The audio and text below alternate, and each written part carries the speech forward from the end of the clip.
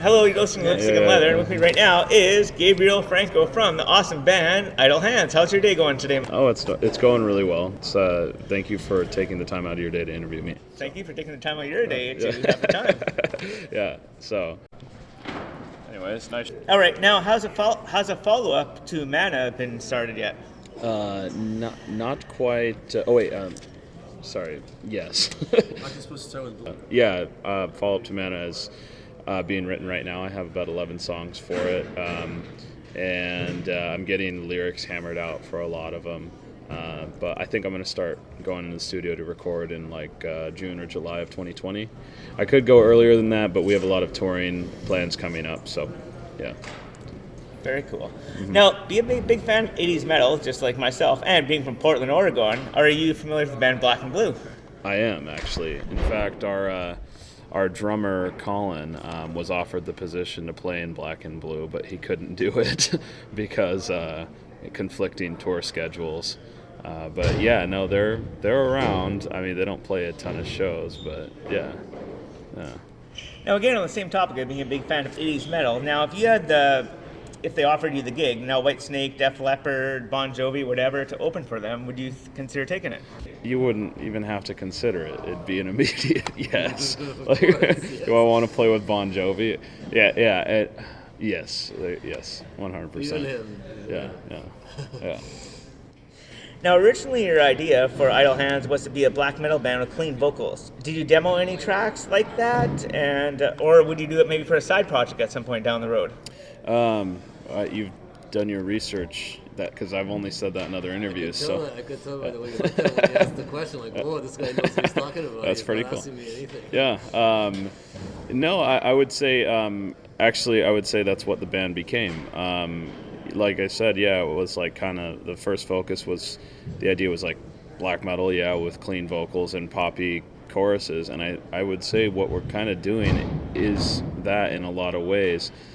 Because black metal, I mean, we're playing black metal riffs, we're just doing them clean and arpeggiated, you know what I mean? I'd say in a lot of ways it's still that, but it turns out what black metal with clean vocals and poppy choruses is not black metal with clean, if that makes sense. Yeah, so, yeah. Originally you wanted to name the band Aria. Did you ever consider naming the band Aria with maybe some different spelling? Because I know there's a Russian heavy metal band, obviously the same. No, I don't really like messing with spelling too much. I mean, in high school, like, we had this band Spellcaster, and our dad, one of our band members' dads was like, well, since there was another Spellcaster, and he's like, well, you could spell yours with a Q. And I'm like, dude, that is not cool. But with Aria, I mean, I could spell it with a Y or something, but then people would be like Game of Thrones reference or something, really, like, it would have been a good name for this band, and I can even see that in our same logo font, really. But that Russian heavy metal band is too good and too popular. I would have gotten way too much shit from the heavy metal community, not to mention just legal copyright crap, because we're starting to get a little bit bigger and starting to get our move our way up, and with that comes bullshit. I mean, in fact, even the name Idle Hands, there's no metal bands named that. If you search Metal Archives, we're the only one. Mm-hmm. But there's been several indie rock Idle Hands, and luckily they're all defunct now. But the guy who owns the rights to the name Idle Hands is a lawyer in Ventura, California, and I'm kind of laying it low until his trademark comes up in 2020, and sometime in 2020 it's up. So I'm going to snag it right then if he forgets. So we'll see. Don't tell everyone. What's that? Have you seen the movie Idle Hands? I haven't, actually. That was one of the first things I found out about after naming the band Idle Hands and Googling. I was like, shit. So, yeah. Now, Seventh Gate material was available on Bandcamp, obviously. Would you ever consider releasing maybe hard copies of it? Wow, you saw that too. Damn. He knows his stuff. Yeah. This is not going to be I guess there's not too much to do in northern Canada either. But no, that's really cool. Most people don't even know that that band existed. So yeah, I just got bored one day and put that out. But what were you asking? Would you ever release hard copies of it? Because I know it's digitally available on Bandcamp, but would you release hard copies down the road? If there was some more interest in it, maybe like 100 CDs or something. But like, Interested.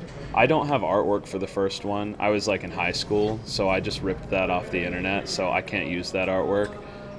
The first EP and the second EP, the artwork is good. I mean, it's done, but it was really not put together the greatest because it was put together by me. So I'll consider it.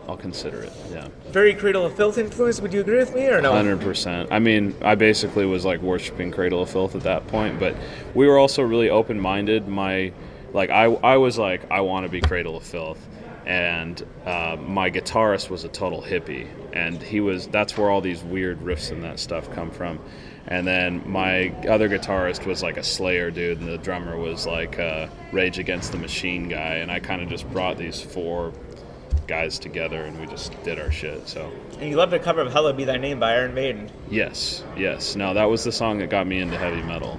I was hanging out at my friend's house, and he was like on LimeWire, and he's like, check this out, you know. And I didn't even know that kind of music existed. I was just like, that's so fucking heavy, you know, like, what is this? And then, of course, through that, I found Iron Maiden, and so on, so forth. Awesome. Yeah. Now, I love your recording of Blade in the Will. Now, why did you re-record it from the EP to Mana? Because, one, I kind of wanted another song on the album, but two, I feel like it wasn't really done justice on the EP. I wanted to promo one more track from the EP, and that one in particular was kind of just screaming out to me because it was the first song ever written for Idle Hands, and it was my shakiest vocal performance. So I was like, I think I can improve that. And also I added some harmonies to the end of the bridge and stuff like that. So yeah, I just wanted to re-showcase it. I wanted to be included in Mana because I knew Mana was probably going to get a little bit more attention than the EP would. So. Very cool. Now, you guys never recorded a cover yet on the EP or the self-titled album. Would you guys consider recording a cover maybe down the road, a cover song, cover album, something like that? I've been considering a few covers for a while. Some are weird, some are a little bit more on track with our sound. Like something by the Misfits would be really cool. We were considering London Dungeon for a little bit. But, you know, like, there was another one, like, I made a heavy metal version of this song called Daydreamin' by a rapper named Lupe Fiasco. Okay. And at first that's going to turn off any metalhead. They're going to go, what the fuck? I don't want to listen to this. But it turned out really cool and sounded like Boston, basically. And I might continue working on that. And then recently we've been considering covering The Boy Who Destroyed the World by AFI, but making it Idle Hands style, so... Interesting. Yeah. Any 80s metal covers maybe down the road? Oh, yeah. I mean, we got to start doing some covers. The thing is, I'm so picky about them because I want to make sure they're in our style. Mm-hmm. So what I do is I got to find a song that's kind of bare bones so I can ramp it up. If it's already a big theatrical production and has, like, clean guitars and harmonized vocals and stuff, then there's not much I can really do with it aside from sing low over it, you know. Right. But... yeah, if we're going to be covering stuff, you can bet it's probably going to be from the 80s or maybe 90s, you know. So, yeah. Now, a lot of the bands, even that I like, their style, their sound, whatever, it's pretty, you know what they're getting at. Now, you guys make it yourself, kind of think for yourself, don't waste your time, Yeah. right? Time on life. Yeah. So you want an interpretation, is that correct? Yes. I'd like the listener to kind of absorb the information however he or she would like to. It has personal meaning for me, obviously, but it's not all about me. So, yeah. How did you guys get Toxic Holocaust, Joe Grind, to co-produce and engineer the self-titled Spellcaster album? Ask and you shall receive. Just literally, we didn't even know him. We just emailed him on Facebook, like, hey, will you? We heard he was, you know, recording and mixing in Portland back in 2014, and he just like, yeah, of course. And so. He might have regretted that decision because we were total shitheads back then, and it was a 3-month process of just like, it was horrendous. We didn't record to a click, like people were late, it kept on getting pushed back further and further. What was supposed to be a 2-week recording session ended up taking 3 months, And I could tell by the end of it, Joel was getting a little sick of it, and so was I, and it was costing a lot of money. But other than that, he was really cool about it, and we got it done. Yeah, so. Now, if there was an offer for a one-off kind of Spellcaster reunion show, would you think about it, or? Perhaps.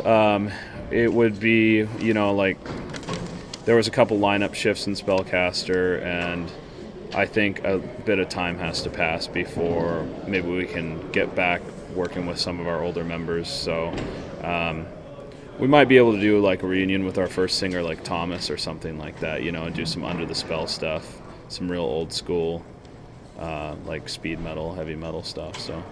Well, thank you very much for your time. It's much. Oh yeah, dude, thank you. Good interview. Yeah, no, it's a really good question. Like, man, like, fucking hey. Not a lot of people do their research like that, man. So, yeah, this is old school, dude. Awesome. Dude. Thank you very much. Thank you. You uplifted my day, Thank honestly. you. You got a Thank very you. positive attitude. I'll walk you guys down. Yes.